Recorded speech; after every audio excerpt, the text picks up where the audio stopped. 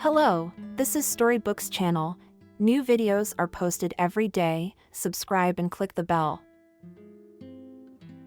The cozy, spacious kitchen was lit by the morning light.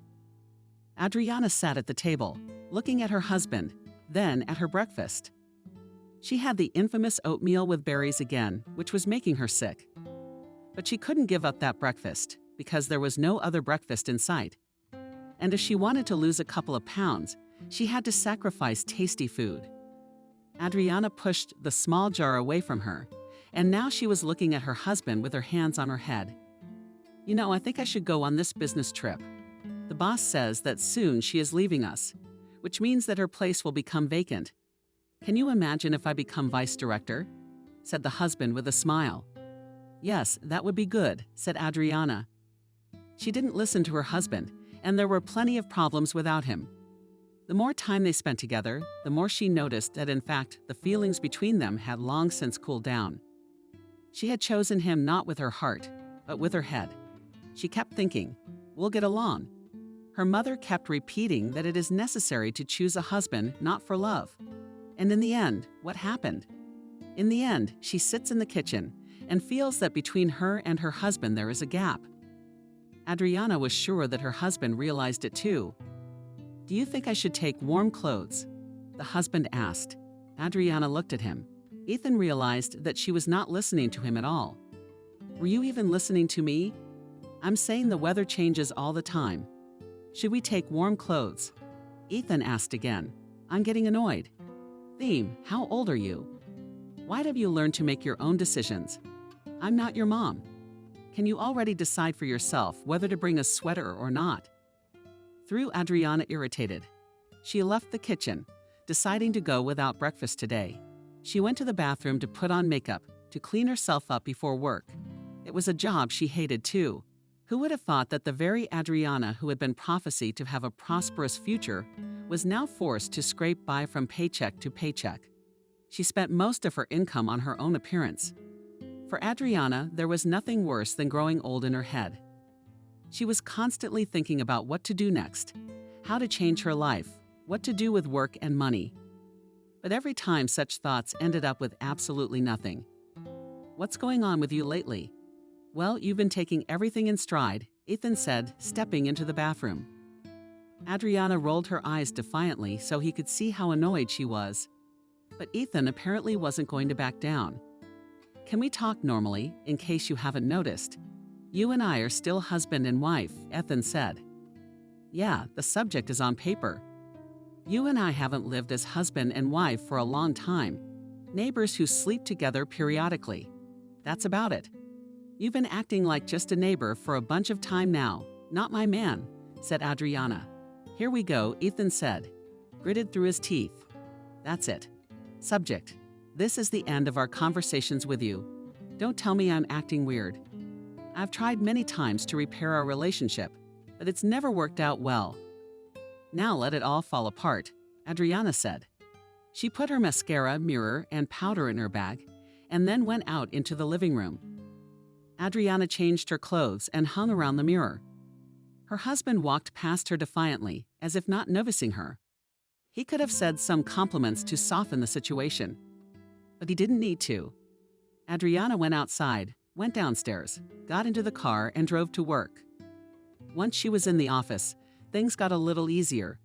Her job was boring as hell, but there wasn't much of a choice right now.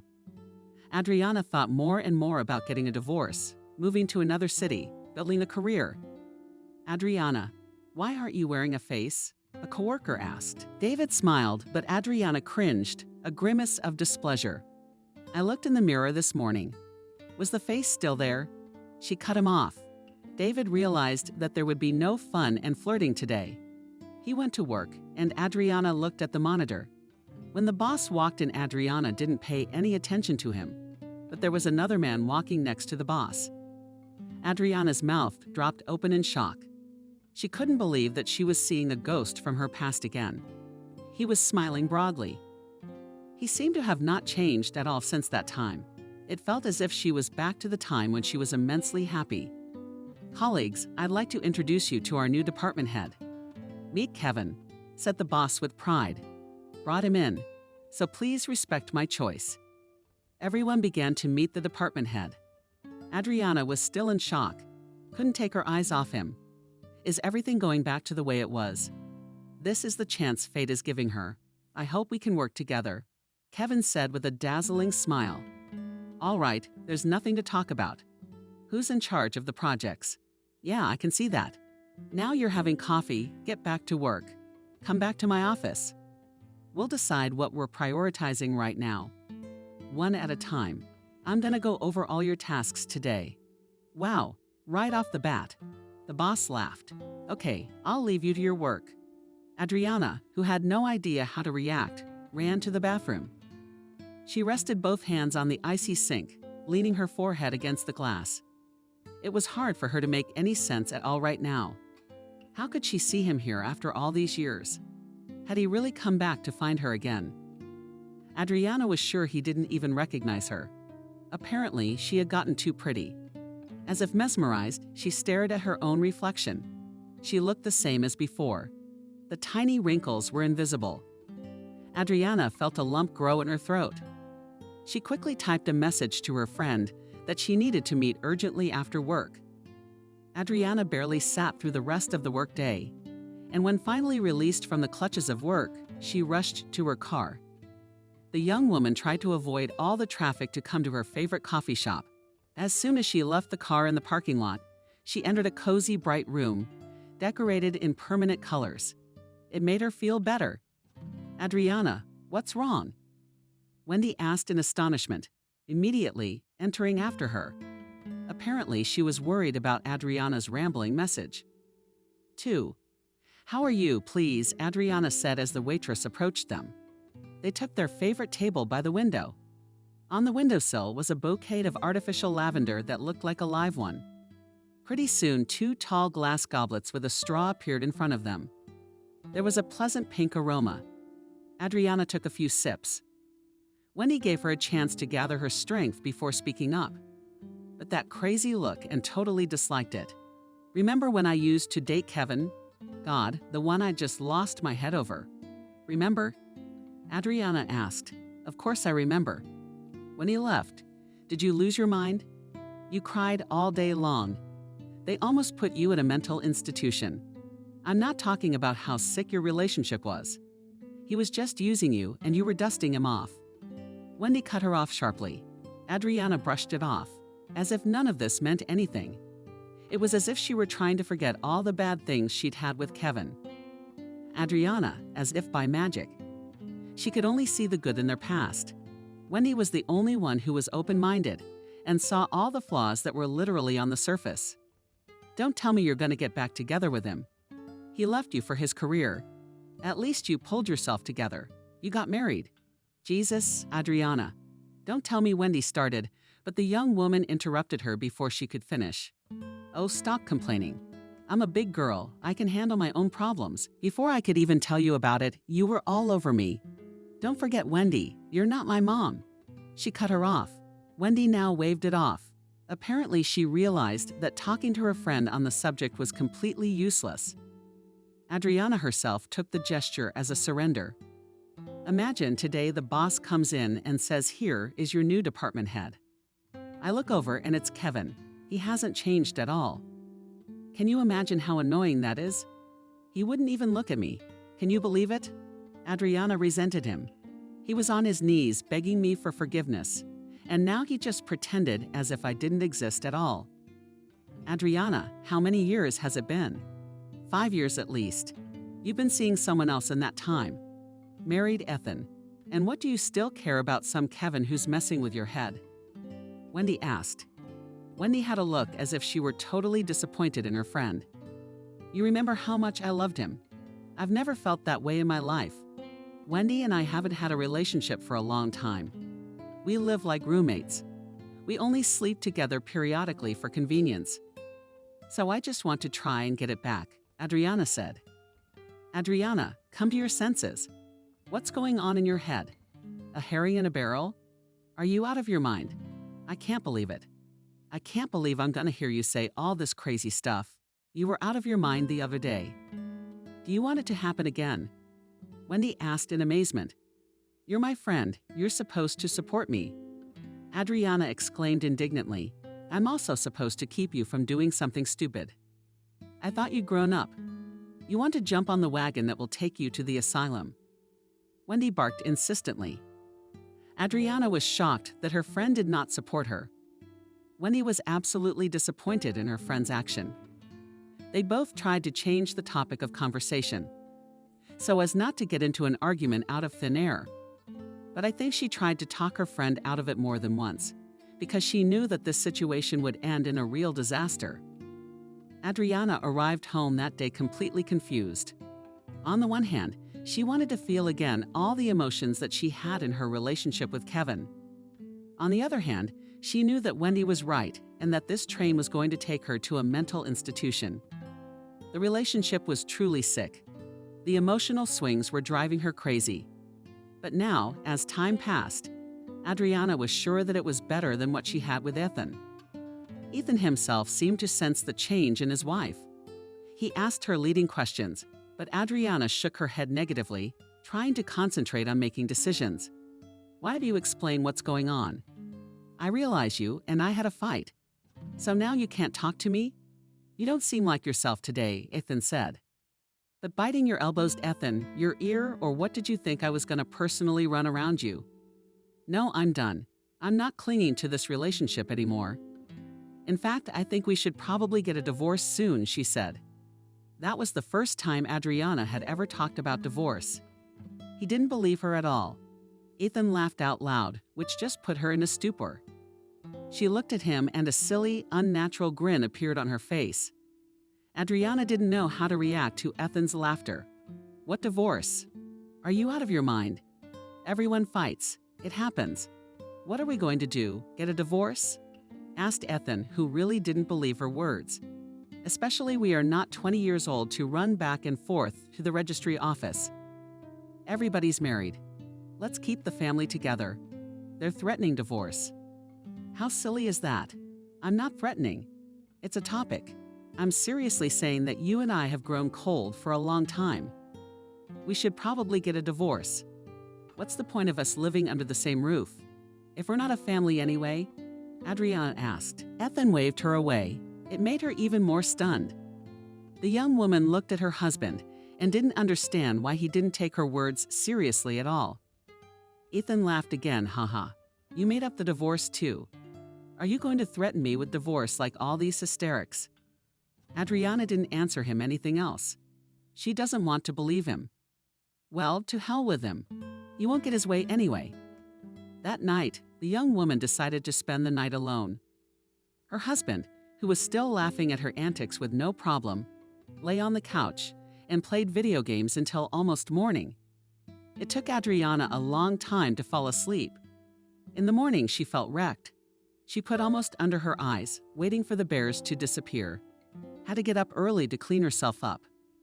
"How are you getting ready for your date?" said Ethan with a chuckle. Adriana did not bother to answer her husband. She got ready, drove to work, and really looked much better than usual. Her coworkers remarked that she looked great. They even thought it was her birthday. "Adriana, how are you looking today?" "Let me ask you out," said Harriton near the coffee machine. "Call your wife," parried Adriana with a smile. "My wife to you as to Mars. Shall we go?" He asked again and laughed. The women who also worked in the office. And clearly such jokes were not appreciated. Adriana was not going to flirt with colleagues, and certainly not with a married man. Harriton didn't interest her in any way at all. She took the papers, knocked on Kevin's office door, and then entered. "But hi. I knew there was more to you today. Looks like Adriana. After all these years, you haven't changed a bit." "That's too bad," Kevin said. Adriana stared at him, not understanding why he was suddenly expressing regret. She put the papers on the table as if she had come just for the report. "You saw that your scores are worse than everyone else's. If this keeps up, you and I are going to have to say goodbye," Kevin said, looking through the papers. "Can you not pretend like we're strangers to each other?" she asked. Kevin looked away from the papers, now looking intently at her face. She felt uncomfortable. Adriana felt out of place. It was uncomfortable. Why was he staring at her like that all of a sudden? There was no tenderness or sensuality in his gaze. It was dry disappointment and longing. Adriana, let me get this straight with you. I'm your boss. This is where you and I are gonna stop. Being degenerate doesn't get you anything. You're gonna work the same way you're working now. I will fire you, he said. Adriana Rose sat down in the chair beside him and playfully placed her shoe on the chair. She thought he wouldn't hold back, rushed to kiss her like he had before. But Kevin did something she had not expected at all. The man leaned back in his chair, looked her over from head to toe, and then burst into full-throated laughter. Her husband laughed at her yesterday. Laughing today, Kevin laughed. Are you out of your mind? What the hell do I need you for? Kevin exclaimed, and he laughed even louder. Adriana even had tears in his eyes. We were almost teenagers. At least you were. I thought you'd wised up in that time too, and you're still just as stupid. Adriana slid off the table and stared intently into the eyes of the man she had once loved madly. She had never imagined that it would be so difficult to rebuild a relationship with him. I don't consider you at all. I realize you're just a shadow of your past, nothing more. Yeah, if I could turn back time, I would never have a relationship with you. You've drained me of so much blood. Oh my gosh, said Kevin, adjusting his shirt. We were so good together. Do you think I've forgotten about everything? She asked, frantically trying to find the words. Adriana held back tears of resentment with all her might. His legs began to tremble. His voice, too. Kevin looked at her with a twinge of regret. Adriana, go to work, for God's sake. We're adults with families and responsibilities. There's no time for games right now. I don't need you, I don't need you. As a woman, I get it. Go to work. Leave me alone, Kevin said, pointing her to the door.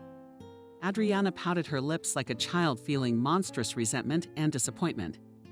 But strangely enough, didn't back down from her plan for a second.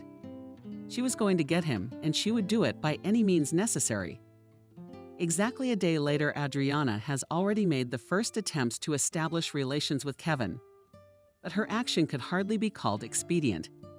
Together with a friend who decided to support her, they drove 400 kilometers to reach some aunt. Adriana had found her contacts online and had high hopes for her.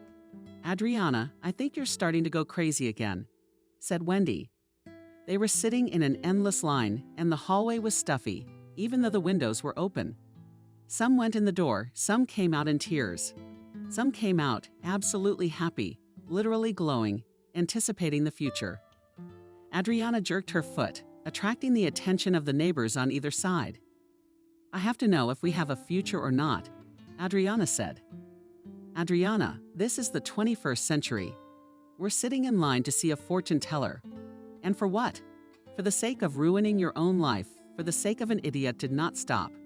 Wendy. Misty didn't allow for a second the idea that her friend could be happy with the man who had nearly robbed her of her identity earlier. Adriana stubbed both horns and didn't let her friend's words even fly to her ears. Think about it. Okay. Do you even need this? Wendy asked. Her voice was already shaking. Again, someone came out of the office, but this time there was no emotion on his face but sadness. It's my turn, Adriana shouted, but Wendy grabbed her arm. The young woman looked at her friend carefully, as if trying to convince her that she was making a mistake. Wendy was persistent. Adriana snatched her hand away and disappeared behind the office door. A foul odor hit her nose, incense. Some kind of white lily mint something else. The smell was sweet and cloying. I wanted to pull my sweater over my nose, just so I couldn't smell anything. Adriana sat down across from the older woman. The woman took the old woman's bony fingers over the salty deck and listened to Adriana.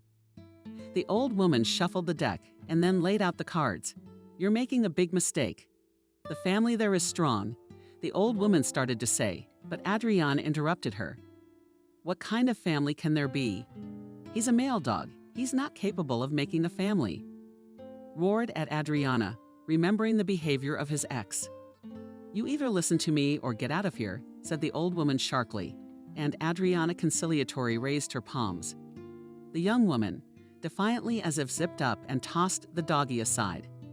The older woman nodded, accepting the surrender. She looked at the cards again. And I realize you're probably already freaking out about imagining the sweet life. But if you got him on your side, he's going to break your fate. You're meant to be a good, quiet man. If you choose another, believe me, it won't end well, said the old woman, turning over one card after another. So I'll do it with him. Did her voice quiver? Asked Adriana. No, nothing will work out for you. He doesn't need you, isn't attracted to you as a woman, wife, or friend. He looks at you as if you were nothing.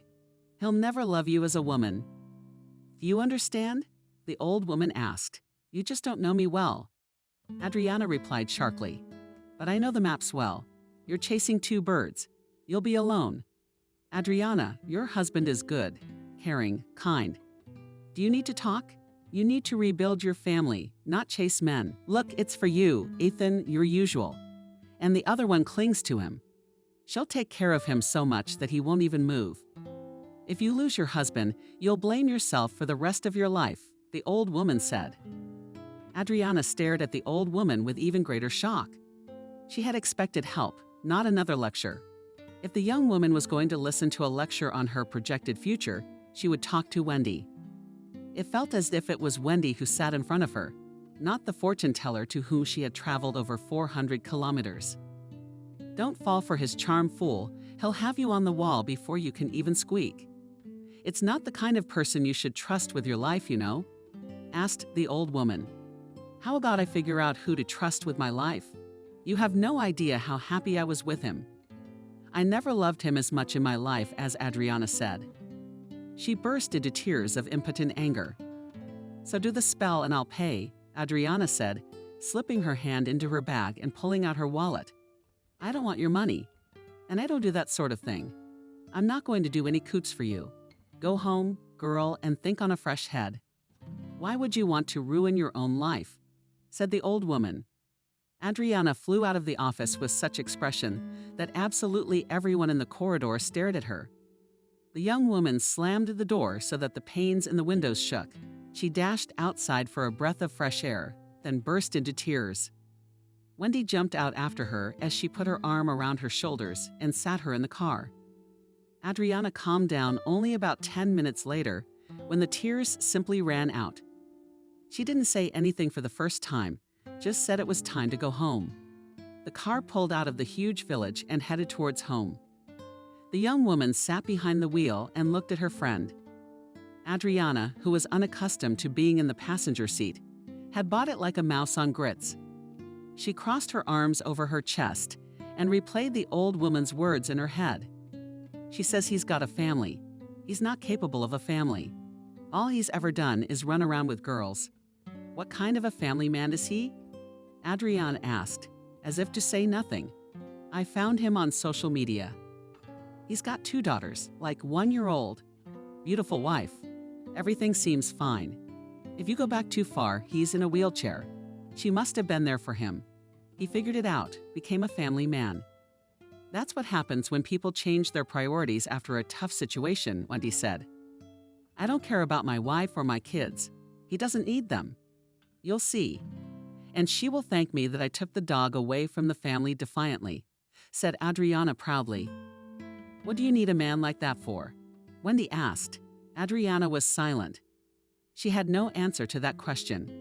The young woman turned sideways, looked at the endless fields of white fluffy clouds that floated on the birch trees in the sky. It was so desirable to be at home, to lie in bed and sleep for several days. She had so many resentments against her husband, against Kevin, against the whole world. But Adriana would not give up. It's only in the movies that things go easy. If he leaves you, it won't end well. If a mistress becomes a wife, there's a vacancy, Wendy said. You don't want a man like that. You want to divorce Ethan, divorce someone else, but not Kevin.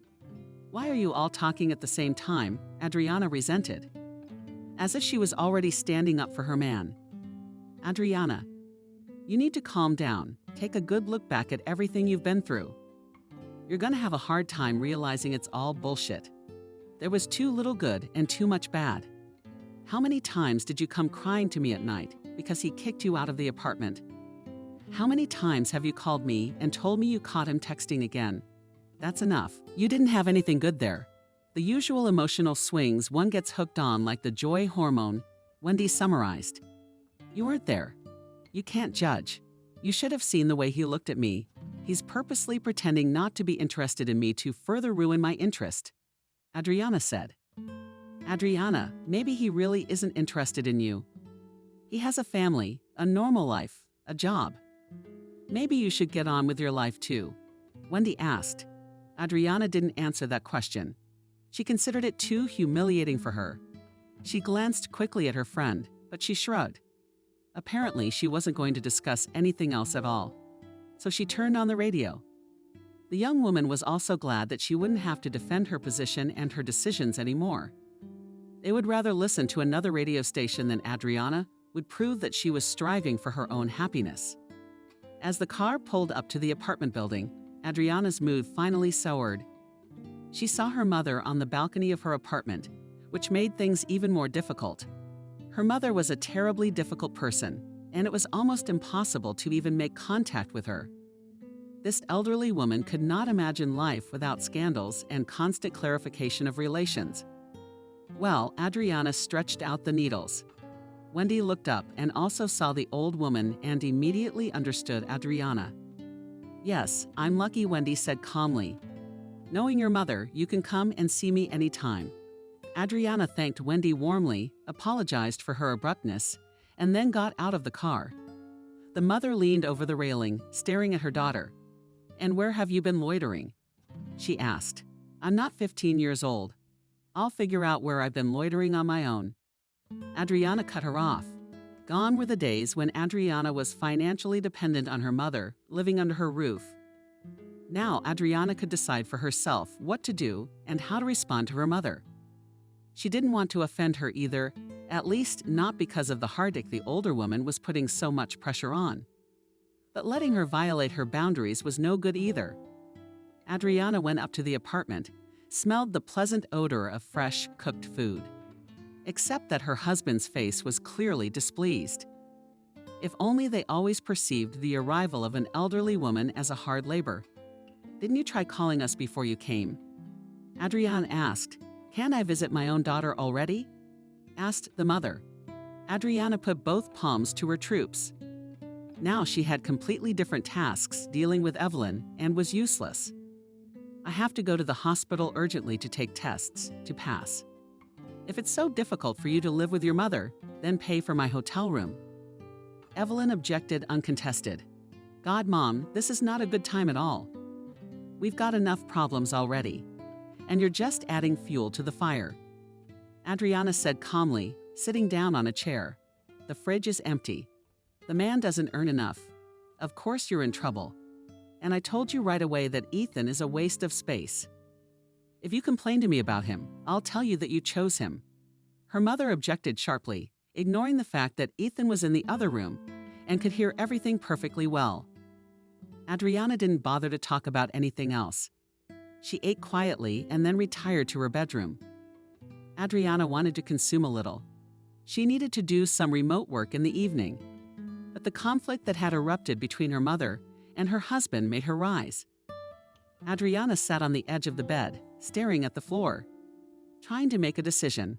I told you, you're not welcome here. Do you want to go to a hotel? I'll pay for a hotel. There's nothing to do here. And from now on, you'll call before you come here. You're in my house and suddenly you're building me up. You're not on your own turf to make a big deal out of it. Ethan persisted. Despite the heavy conversation, he never raised his voice at Evelyn. The same could not be said for the older woman. She could easily raise her voice, yell, or even get into a fight if it was to her advantage. Adriana went out into the corridor where the altercation was taking place. And you think you're a man.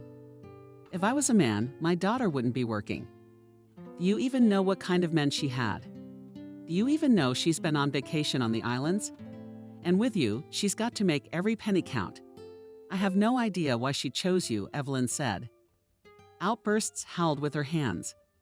The older woman was clearly unhappy with the situation. There was a smug, nasty smirk on her face. Ethan began to pack his things. Adriana watched his movements carefully, looking reproachfully at her mother. Only there was no strength to stand up to her mother. "You deal with your mother, then call her," Ethan said. He slammed the door loudly and left. The elderly Mullah woman retired to the kitchen. Adriana was not happy, but maybe it was for the best. While her husband was out of the apartment, she could at least weigh everything and decide if it was worth going back to Kevin. "Thank you. Tell me later I kicked yours out. What did he offer you that you'd suddenly throw yourself at him? Did you find someone to marry? You haven't had enough good men. He doesn't make a good living. He's growing a potbelly. I don't understand why you're holding on to him so tightly," Evelyn reasoned. "He loved me. At least he used to take care of me. Everything was fine. It's just that lately we've been mixing things up," Adriana said in a sad voice. "But here's the answer to everything. You should choose a man with your head, because your care always ends. Love passes, my dear, but money remains. If you'd chosen a normal man, you wouldn't be worrying about anything now. Believe me, any disadvantages in the character of the husband can be leveled by his salary," said Evelyn.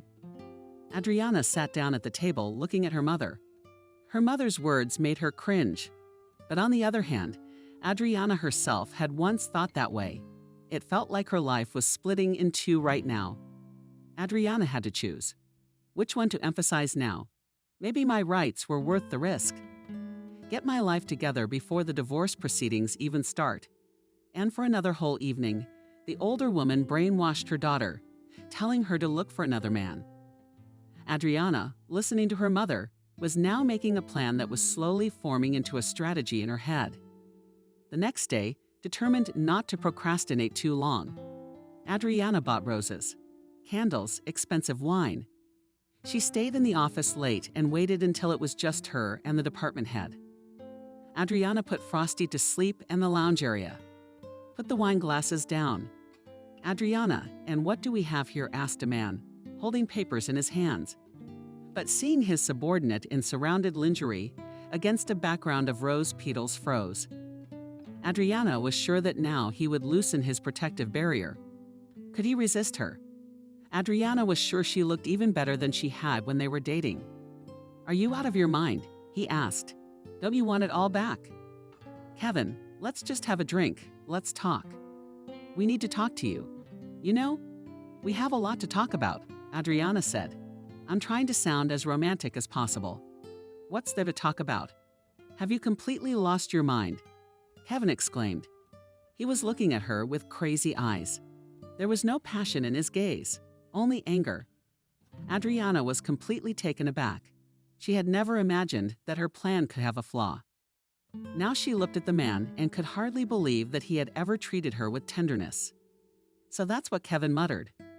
He lowered his head, set the papers aside. The man looked tired. He rubbed the bridge of his nose, then continued. "Clean up this mess, get dressed, and get out of here. For the last time, I'm going to pretend like nothing happened. If you give me a farce here now, believe me, it'll end badly. You interfere with my work, I'll fire you, especially since you're not a goddamn employee." He just turned on his heels and walked away to his office. Adriana was left standing all alone, holding a half-filled glass. She sat down, emptied the glass completely, then a second one. Adriana changed her clothes, cleaned up after herself, went downstairs, and got into the car. The young woman howled with resentment, sobbed, and could not understand what she should do next. She was sure to the last that the romance would work, but nothing happened. Adriana felt she couldn't control her feelings at all. Never in her life had she sobbed so much or felt sorry for herself so often. By the time Adriana arrived home, her mother was already asleep. The girl got up to build a shower and tried to forget about everything. An inner voice told her that she should have made peace with her husband, to go back to her usual life, where everything could still be normalized. The other voice kept repeating that she just had to prove to herself that she was still attractive to Kevin. This was a challenge for her. "And what were you doing back so late last night?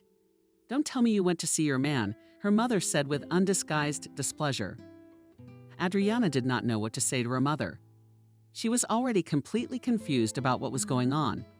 But as long as the conversation was going on, it was worth listening to her opinion. After all, no one else could support Adriana. Wendy kept talking about Kevin having a family of his own. She kept insisting that she and God would be punished for depriving the children of a father. The husband wouldn't talk at all. He kept saying that he would only return to the apartment when her mother moved out. Adriana realized that she lacked support. If there was a person ready to take her side in this matter, it could only be her mother. "Mom, do you remember when I went out with Kevin?" Adriana asked, deciding to start at the beginning. "I remember, handsome, so tall, so handsome. I told you back then that girls would run after him." "Actually, that's what happened," said the mother, smirked. "But he was handsome, of course. How could he be?" The older woman was silent for a while. Evelyn was clearly trying to recall some special detail. She turned to her daughter, threatened her with the colonel. "And I told you you'd bite your elbows for missing me." And rightly so. Kevin always had money. He knew how to make money, and he kept you too. Remember, you had gold and fresh flowers in a vase. Yeah, he had his tantrums. But you could be patient. You didn't have the wisdom. I always thought he was going to stay," asked the mother. Adriana completely ignored her mother's words and continued her conversation. It was probably the only way to stop listening to her accusations about a past that could not be changed. "Anyway, he's back in town. He's my boss now, and I tried to connect with him. I even had an affair with him, and he cut me off," Adriana said. "Girlfriend says he's got a family there, kids, all that stuff. And when it scared you, if he's all family, he wouldn't give you a reason. He'd just tell you he didn't need you. Let me guess, is he reacting aggressively to you?" asked the mother and Adriana. She woke up. It was true. Kevin was reacting aggressively to her, and that's why she was falling apart. If he didn't need her, he'd respond calmly, without emotion. All men are the same. "My dear, do you think he's not interested in you?" asked her mother. When Adriana told her in general everything that had happened between her and Kevin in the last few days. "If he didn't want you, he'd just fire you. Or something else to make it clear he didn't want you. He's putting a price on you. That's all." Evelyn stirred the soup and then sat down next to her daughter, taking her hand. "To hell with your Ethan. That fool's never gonna make any money. You're just gonna have to live from bread to water. He can't make money. That's just the way it is. There's nothing you can do about it. They'll get your femininity together and go back to yours. Kevin hasn't had a man turn you down yet. Adriana, get a hold of yourself already," Evelyn insisted. Adriana felt a rush of energy she hadn't even expected. She stared at Evelyn. She shook her head negatively, her lips pressed together. The older woman started talking again about Kevin being good. Everything could be brought back. Adriana would regret it if she gave up. And now the young woman's inner voice, which had been telling her to make peace with her husband, was so quiet, almost imperceptible. Now Adriana could safely attend to Kevin. She was already thinking of a plan to approach him. And even if she had to go against her conscience, break up the family, she was ready. Adriana wanted to feel loved again, as she had back then in her past with her mother's support. The young woman was sure it was only a matter of time now. Adriana arrived at work in high spirits. Talking to her mother now, she was definitely relieved. But fate apparently decided not to let her relax. "Adriana, run to the boss. He's been waiting for you for 5 minutes," Camille said, nodding toward the office. Kevin asked Adriana hopefully. Her eyes lit up unkindly. "No, to the principal's office. Mason's been pissing and moaning since this morning. So be prepared to have him and you crucified on the carpet," a coworker said in a disgruntled voice. "He's been giving us a hard time here." "What do you mean?" Adriana clarified. "Quickly change into your office shoes." Literally. Apparently, our blessed Kevin raided the place. Got the stats on who's working and how they're doing. Now all this paperwork's on the principal's desk, and he's decided to lump us all together and fire the hell out of us. He yelled at me for half an hour. "At least I'm sticking up for you." "I'm not sure about that at all," Camille said. Adriana looked at herself in the mirror, painted her lips, and went to the boss's office. A well-fed man with childishly red cheeks. Mason was sitting at his desk. He was arguing with someone on the phone. The man pointed his finger toward a chair. Adriana obediently sat down and waited her turn. Mason was generally a very hot-tempered man, so it wasn't the first time she'd heard him give her a hard time. "Well, let's get this sorted out," the man said. He looked at the papers, then looked up at her and smirked. "Why are you dressed up for work like a holiday?" "I'm in a good mood," Adriana parried, trying to speak with all the courtesy she could muster. "Well, I know your good mood. Did you even see that you have the worst scores? Adriana, how can you even work like this? You got a complaint about you from your boss." "He says he's busy with non-work issues," said Mason. "Yeah, what does he know?" Adriana said sharply, but she closed her mouth when she saw Mason's angry look. "I know you like the back of my hand. You're all about the tail wagging. Do you think no one sees you hanging around his neck, Adriana? Don't embarrass yourself. Go back to work. You're paid by the piece. And you make like a cashier at the grocery store." The man got up from his chair, walked to the window. He crossed his arms over his chest, and now spoke without turning to Adriana. "Get to work already. How many times can you do this? You still think you'll find a rich husband. Adriana is not the age to believe in fairy tales. Miranda made 100 this month, and you barely scraped together 20. By God, you'd better use your looks in your work to drain clients' minds," he said. Adriana came out of the office absolutely red as a cancer. She shrank like a spring that was about to shoot someone in the forehead. She sat down at her desk and tried to concentrate on her work, but it wasn't working. The young woman didn't even look in the direction of Kevin's office. This was something he had purposely built to saw her off even more. She would put him in his place, destroy his family, lure him into her arms, and then leave him alone. The young woman felt so angry that even the plan in her head formed itself. She didn't need it. She had romance and feelings. She just wanted to put the arrogant ex in his place. After an hour, however, her fervor faded. All that was left was resentment and some subtle disappointment. Adriana tried to work, to earn some money before the paycheck, but apparently it was not her case. When she arrived home, she was happy to find her husband's car in the driveway. She was even surprised at her own joy. Maybe she should have given up the whole thing and gone back to her husband after all. There was always the possibility of trying to rebuild the family. Maybe she and Ethan still had a way to go. What if the subject decided he would try for his family? But barely had Adriana entered the apartment when immediately her hopes were absolutely dashed. Mother stood, crossed her arms on her chest, and read Vaughn, "Look, your hubby finally decided to move out," said her mother, chuckling. "Like a rat running away from the ship. Look at him. And I told you he's got nothing to show for it. All ripped off. Adriana, take your mother out, or I won't be able to take care of myself," Ethan said calmly. Adriana went into the bedroom, slammed the door shut, and left her husband alone. Ethan didn't even look at her, just tried to leave the apartment as quickly as possible. "Something's up." "Jesus, yeah, she's leaving in 3 days, and you're already running away behind my back. And if I come back later, all I'd have found were empty shelves," asked Adriana. Now she suddenly smelled a note of maternal resentment in her voice. Adriana felt ashamed that she was becoming like her mother. She felt powerless to make a decision. Her husband looked at her as if she were nothing to him.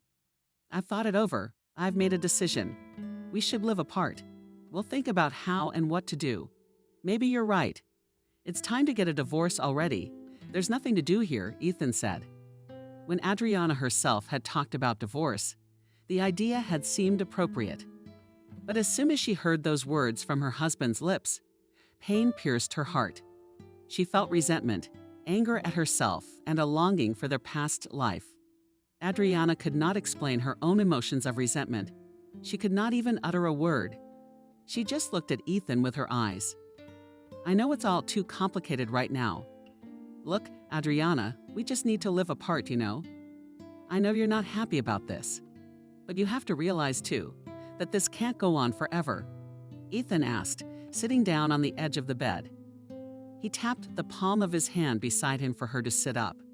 But Adriana remained standing, looking through him. "You and I really don't feel like we have a marital relationship anymore.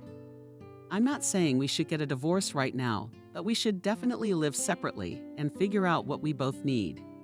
Maybe you're right, and we've gotten too wrapped up in things. Ethan asked, and then get divorced. Find yourself a girl and live like nothing happened, asked Adriana. Adriana felt a clear desire not to give him up to anyone. Some inner feeling of her own had played a cruel trick. I didn't say I was looking for someone, he said. Adriana just looked at him, afraid to say a word. Let's just live apart and see how things go. I'm going through a rough patch at work, and what are you like? You're not yourself. Shouldn't we be working through things together? Adriana asked. I've tried, but you pushed me away. Okay, Adriana. And I'm off, Ethan said. He leaned in to kiss her, but Adriana declined. The man realized he'd hurt her by leaving, but he didn't do anything more. Soon, Ethan left the apartment, leaving behind only the subtle scent of perfume. Adriana suddenly sank down on the bed and sobbed so loudly that she didn't even expect it from herself. She was crying because she realized that everything was falling apart around her. What would she do when she was alone? Who needs her with her temper? And why are you throwing a tantrum here? He's gone, and to hell with him. The trash took itself out. Mother said sharply, and then she laughed unpleasantly. How dare you say that? Adriana suddenly cried through her tears. She felt such a burning anger towards her mother that she couldn't even explain it. Adriana got up from the bed. You have taken to strutting. And you, how did we start talking? You were in my ears yesterday about your ex, and now you suddenly decided to fight for your husband, asked the mother with a smirk. Don't give me the snot. It's a swamp. What's there to cry about? You're a pacifier, not a man. You didn't keep your family together, and you expect me to be left empty-handed too. No way, Mom. Get your stuff and get out of here. If it wasn't for you, Ethan wouldn't have left at all, said Adriana. Don't you dare push me around. Yeah, look at her. You should be thanking me for walking him out. He was as worried about you as any normal man would be about moving into his wife's apartment. And in general, consider that if it weren't for me, you wouldn't have this apartment at all. The old woman cut off. It's my father's apartment. He left it to me when he died, Adriana parried. Aha, who picked that kind of father for you? The Holy Spirit cut the older woman off. Ethan's not a man at all. He's a snot on legs. He's not worthy of you. He shouldn't even be around you. You've had so many men, so many opportunities, and you've chosen some scumbag. Shut up. Get out of here. I don't want to see you. You spent my whole childhood jumping all over men. And now you've decided to ruin my family too. Go away. Adriana screamed. The old woman proudly stuck up her nose, quickly packed her things, and in just 15 minutes she disappeared. Adriana was still sobbing. Several times she tried to call her husband, but he did not pick up the phone. She felt so bad that everything inside was clenching with pain, tearing herself apart. What hurt the most was that she had absolutely no idea how to proceed or what to do next. When Adriana came to her favorite cafe, it was as if a stone had fallen from her soul. She felt calm, peaceful. But today it wasn't like that. She felt confused, as if she subconsciously sensed that the situation in her life was escalating. Adriana was losing control. You do realize you have to put up with your husband. Adriana, everyone has crises, fights. It's normal. You need to pull yourself together, talk to your spouse, and finally make a decision. You're adults. You can't just give up on him. Wendy asked. Adriana was silent. She drank coffee, looked out the window, thought about everything that was going on in her life. Outside, the summer season was slowly coming to an end. Even though it was still August on the calendar, the weather was clearly September. A pleasant cool breeze, comfortable temperature, and some kind of cozy atmosphere. Adriana regretted that the summer season had passed. She loved the heat, she loved to go to the sea, and every year she waited for the beginning of summer. And as soon as this wonderful time for her ended, everything seemed to sink into despondency.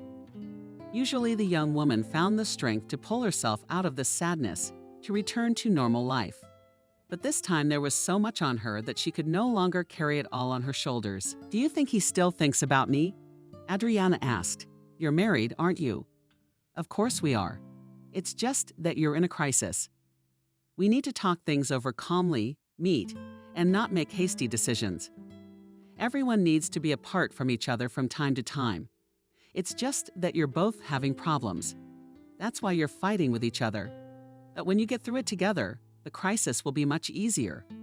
You'll see, Wendy said. I don't mean Ethan, Adriana said grudgingly. Although I don't know who I'm thinking of anymore.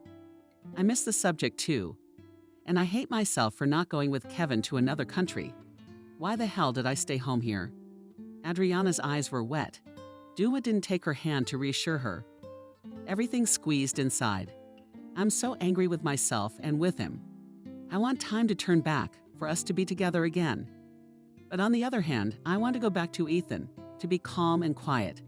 I must be going crazy. Some kind of endless obsession, Adriana said. Maybe you should take a vacation, or quit this job and find another one. You won't have a life there anyway, as long as Kevin is there, Wendy said. As soon as Adriana thought about quitting and never seeing him again, Kevin became uncomfortable in her heart.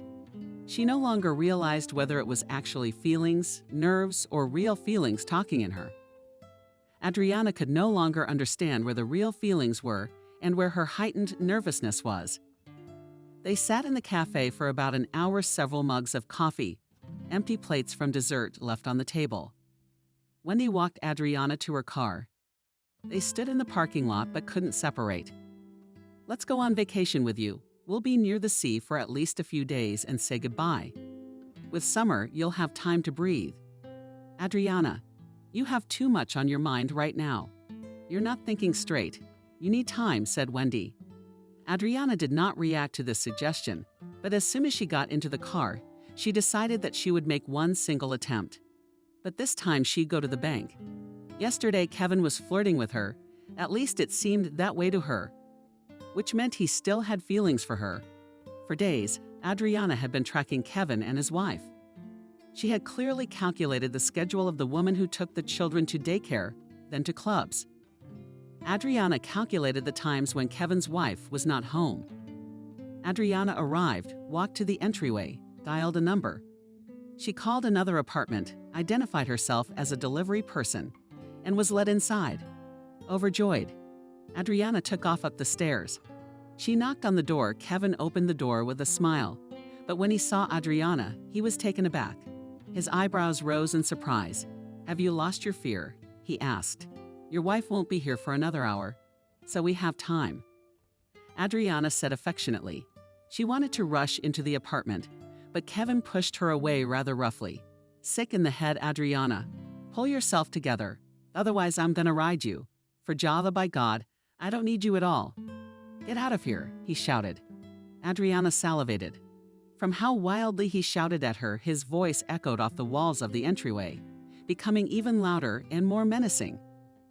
The young woman, looking into the eyes of the man who on his knees had sworn his love to her, could not believe that he had changed so much in so many years. But even though the scream released his anger, Kevin did not become calmer. Rather the opposite, he was getting angrier and angrier.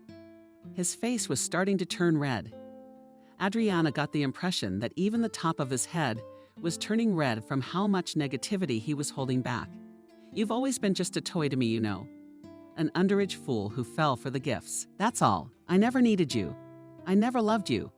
Hear me at last, Kevin continued to shout.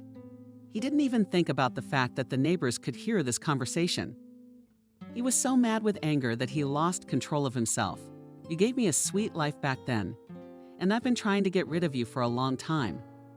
I have a normal life, a beautiful wife, a great job. But then you show up again. You're trying to build a relationship with me over some interesting hunch. You're sick in the head. Be honest with me.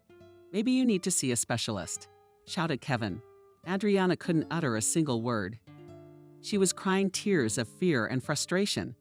She felt completely fictional, sucked dry. She stared into his insanely angry eyes and tried to find a shred of sympathy for her in them. Idiot, I don't need you. How else do you want me to tell you? He shouted. But you're flirting oval with me, Adriana muttered in a trembling voice. You're sick. Do you take common courtesy for flirting? Is that supposed to be fun? I have a beautiful family. I love my wife dearly, and you come in here and ruin my life. Either you leave here now or I'll throw you down the stairs," he said, taking a step forward. Adriana involuntarily backed away, lost her tears, and then ran down the stairs. She couldn't even make out the road as tears made her eyes water. It was so hurtful, so bitter, she could barely hold on. But as soon as the entryway door swung open, Adriana ran head-on into Kevin's wife. "Oh, sorry," involuntarily involved Adriana. Noticing that this young woman was so soft, decided to push through. If this idiot failed to see the potential in her, she will get back at him. "I'm sorry, before you tell Adriana your man I'm sorry. And I slept with him the whole time you were here with your kids. He promised me he'd marry me. He promised me a nice life. Now, Barton, go deal with your cable. Don't listen to her. She's a sick fool. Get out of here," a man shouted from the window. Adriana saw what had gotten through to the fragile nervous system of Kevin's wife. The young woman froze in her eyes. Tears and a dull ache appeared in her eyes. Adriana waved her head smugly and walked to the car. She walked with a sense of accomplishment, confident that she had at least mutilated Kevin's life. Adriana drove home, so proud, so happy that she couldn't believe it herself. She hadn't felt such a triumphant feeling in her chest in a long time. But the closer Adriana got to home, the more she realized what a monstrous mistake she had made. Why had she even reached into the family in the first place? Why had she said mean things to his wife? Maybe he really wasn't flirting with her, but was just being polite. Adriana is on shaky legs, walked into her own apartment, and just cried in the shower. She tried to call Kevin, but immediately realized she was added to a blacklist. Everything was so stupid that she wanted to fall through the ground. As soon as Adriana left the shower and went into the kitchen, she immediately poured herself a full glass of wine to the brim. She turned on some stupid movie, drank wine, and replayed in her head the nightmare that had happened in a matter of minutes. She was disgusted with herself. As the wine began to take effect, the young woman gradually calmed down. She longed for her husband so much, felt so foolish in his eyes, that she could not help herself. And when she heard Ethan's voice, she was relieved for a moment. "Yes, I'm listening." "Just speak quickly, please," Ethan said, a little flustered. In a flash, Adriana had a picture in her mind of her husband sitting in a cafe with some girl. Or maybe he'd taken her to the restaurant to get her into bed. Jealousy surfaced in her with renewed vigor. It was right, and Adriana wouldn't be able to forgive herself. And if she misses her husband? "Adriana, I told you to make it quick. We're in the middle of a work emergency. I'm not even on the phone right now," Ethan said, as if he could read her jealousy-filled mind. For a few more seconds before the call started, Adriana was full of confidence. She knew what she was going to say and how this conversation would end. But now it was as if she swallowed her tongue and began to stutter. "Topic, you and I need to talk. I missed you so much. We really need to solve everything. I'm not a bad person," she said and cried. "Adriana, I'm not interested in your tears right now," Ethan said more calmly and quietly. "Let me call you in a few hours. I don't have time right now. I'll live alone for now. I have to think about it." Adriana hung up the phone herself. The young woman leaned back in her chair and just stared at one point. How was she going to live her life now? Would he really divorce her? She almost destroyed her own family to get back together with her ex. And for what? Adriana felt so stupid all of a sudden that she felt disgusted. Ethan had been right to just pack up and leave. She wasn't worth it. Adriana lowered her head with her forehead, touched the cold table. Somehow she felt so sad that she couldn't put that sadness into words. She didn't even want to cry. It just hurt. If they'd gone to a counselor, maybe they could repair their relationship and start communicating like they used to. Ethan would start courting her again. Adriana would have given him some nice romantic surprises. Would it all fall apart now? If Ethan wanted to be with her, he'd probably come over right now, apologize for his behavior, and they'd start living together again. This empty apartment was completely foreign. When Ethan wasn't there, Adriana missed him terribly. Now all her fiddling around with Kevin seemed like nonsense. She hadn't cheated on her husband. She'd gotten over it. Adriana felt like a traitor. She couldn't shake the feeling that she had no right to rebuild her relationship with her husband. On Monday, Adriana was going to work. Everything was falling out of her hands. There was a bad feeling. Everything was so mixed up in her head that Adriana wouldn't even react if she was fired. She got in her car, pulled out, and just headed towards the office, wanting in all seriousness to turn around, stay home, call her boss, and quit. Turns out Adriana was right on the money. When she got to the office, no one wanted to talk to her at all. Everyone walked around with their noses up their asses, like she was some kind of stranger. Adriana had worked here for years. Why the sudden attitude? Always helping everyone. Never fought with anyone and certainly never tried to drive anyone out of the workplace like some people. It's better to quit well, Camille said, crossing her arms over her chest. Yes, Camille is right, said Miranda, adopting the same pose. They stood like twins. Even their dress code was similar. Adriana still didn't understand what was going on. Staring at her former coworkers and friends. Now it seemed she had clearly crossed them. Girls, what the hell is going on? This isn't about jealousy.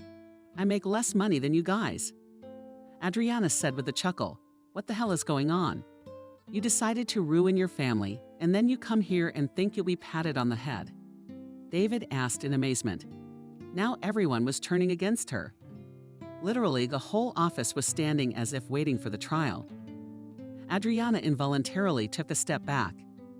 She looked into the faces of the people who hated her overnight, although just a few days ago they had hated her. David, have you forgotten that I'm the reason you work here? I'm the one who brought you here. Insistent, said Adriana. And you, if it wasn't for me, I would have fired you 6 months ago. Miranda, I was actually filling in for you on maternity leave so you wouldn't get fired. Are you two in cahoots? Adriana exclaimed in amazement. Surprised at their ingratitude. Adriana, come into the office, said the boss. Adriana took a deep breath, exhaled, looked at everyone with the most angry look she was capable of. She walked into the office of the warden. He immediately handed her a glass of cold, sparkling water. Adriana sat down in the chair and lowered her head low. She realized that apparently the situation that had happened the other day had become public knowledge. Yes, I understand. I made a huge mistake. I'm so sorry. I even tried to call him and tell him how stupid I was. I got emotional. Now I feel like a complete idiot, said Adriana. You know, I don't care who you slept with, what you were gonna do. I don't even care about his family. This is my business.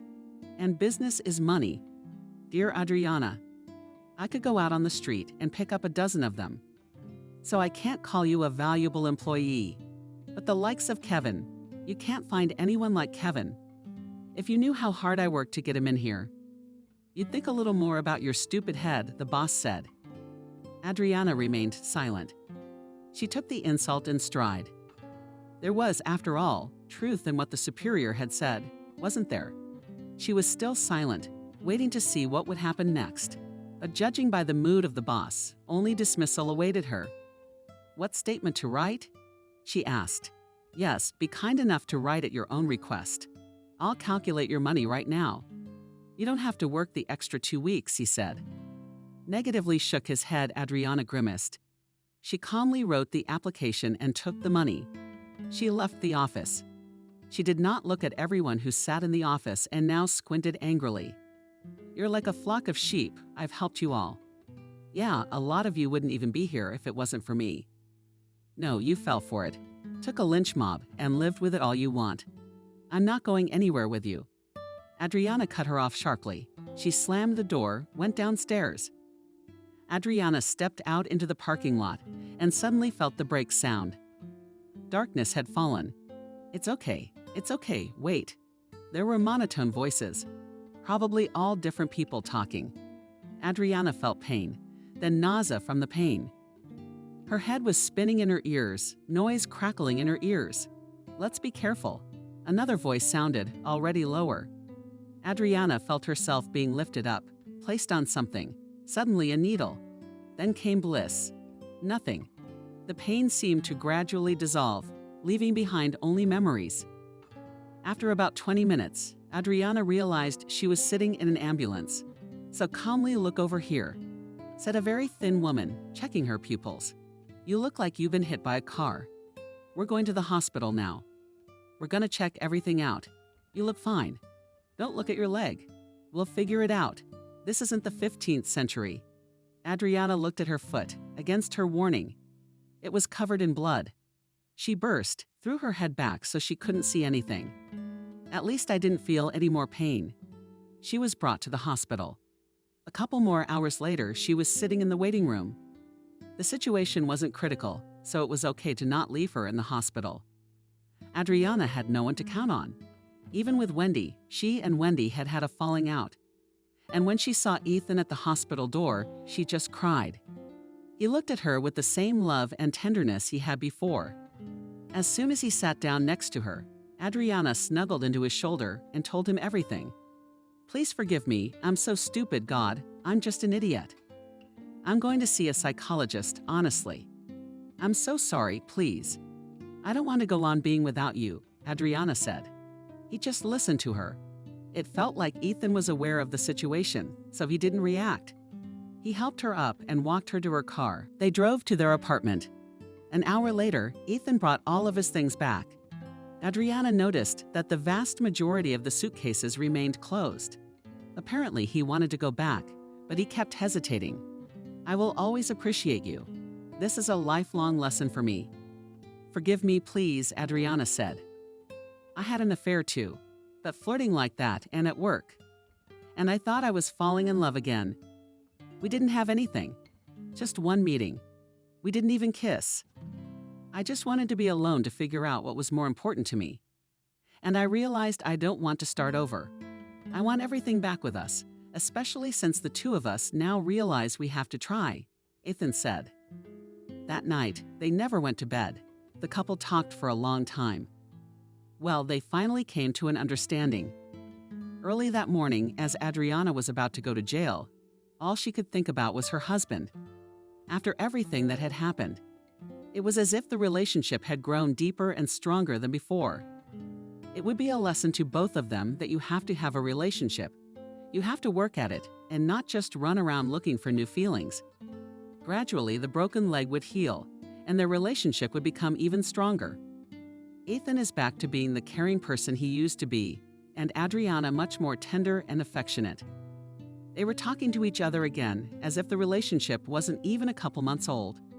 But one day, 2 weeks after Adriana had been in the hospital, she saw a familiar car under her windows. Taking her crutches for comfort, Adriana stepped outside, well aware of who had arrived. Kevin stepped out of the vehicle. For the first time in a long time, Adriana felt absolutely nothing but dislike for him. He was now a complete stranger to her. No, Adriana didn't blame him for anything. After all, she was the one who made up the perfect relationship in her head, not him. "Look, we need to talk, but without yelling," Kevin said. "Talk here in the apartment. I won't let you in," Adriana said calmly, looking at him blankly. "Anyway, it's my fault. I should have talked to you calmly instead of making a farce of what you took for a game. Anyway, they fired you for me." Anyway," said Kevin, holding out the papers to her. "There are checks for payment. I totally bought online training for you. There's job placement, so you'll have a new job if anything. I'll take over financially while you study." "Why so excited all of a sudden?" Adriana asked. "I don't understand why he's being so soft on her. A few weeks ago, he nearly threw her down the stairs. And now he's being nice, offering to help her financially. My husband earns enough to keep me in school." Adriana caught herself thinking that she spoke of her husband with pride. Everything inside her was now in order. "It was my sister who hit you. Or rather, she just wanted to scare you. But she overdid it. Anyway, now she's hiding in the middle of nowhere, afraid you'll report her," he said. Adriana looked up at him in surprise. She and his sister had once been best friends. And now what? She was afraid you'd break up the family and leave the kids without a father. Like I can't make my own decision. Anyway, I hope you and I can work something out. I'll pay for the treatment. What else do you need? Kevin spoke calmly. I won't write a statement. Tell her thank you. If it wasn't for her, maybe the bright thought of reconciling with my husband wouldn't have appeared in my stupid head. That, first of all, Adriana said, and then looked at the papers. Thank you so much for paying the tuition for this year. I will get a new profession. A great chance for me to start over, and I don't need any collateral. It was immediately noticeable that a mountain had literally fallen off the man's shoulders. He exhaled, smiled. He was immediately relieved. When the car pulled up, Adriana looked at her husband with a smile. He was clearly disturbed by the stranger. And I brought the severance pay, Kevin said, pointing to the papers. Well, okay, I gotta go. Thanks for compromising. She nodded. He didn't seem like a handsome, promising guy to her now. He was just a man who was a total stranger to her. And really, if you took off the rose-colored glasses in their past relationship, there hadn't been many good times. When Adriana took the elevator up to the apartment with her husband, she told him about the papers and the training. Are you really not going to write an application? Asked her husband. No, I won't. Let's consider it my punishment for being too long-nosed and overconfident. I still have some work to do because I feel guilty still. Calmly, she said. He didn't ask any unnecessary questions. Adriana had been trying to build up her courage for days, but she realized it was impossible. She just had to go and do it. The young woman drove up to the very apartment where she had once caused a scandal. She sat in the car for several hours until she saw Kevin's wife come out into the yard with a stroller. I'm sorry, Adriana said softly. The woman's face turned stern in an instant. She looked at her with a kind of implacable anger. Adriana understood her feelings perfectly. I came to apologize calmly, Adriana said. I had some kind of adolescent maximalism, my complexes and stupidity in my head. I just wanted to apologize for what I said to you about your husband. Nothing happened between us. He stood me up and kept telling me he had a beautiful wife. The more Adriana spoke, the more the woman's face softened. She suddenly noticed that Adriana already had tears glistening on her face. I almost lost my husband because of this idiocy. I'm really sorry I was staggered. And your family is wildly ashamed that I looked like a fool and almost ruined your life, Adriana said. Well, apology accepted if you want to help. I'd be happy to, with a smile, said the woman. Adriana nodded vigorously. They walked to the store together. On the way back, Adriana carried heavy bags of groceries. At the bottom of the stroller were bottles of clean water. It's not so smooth sailing for us. So you were just the last straw.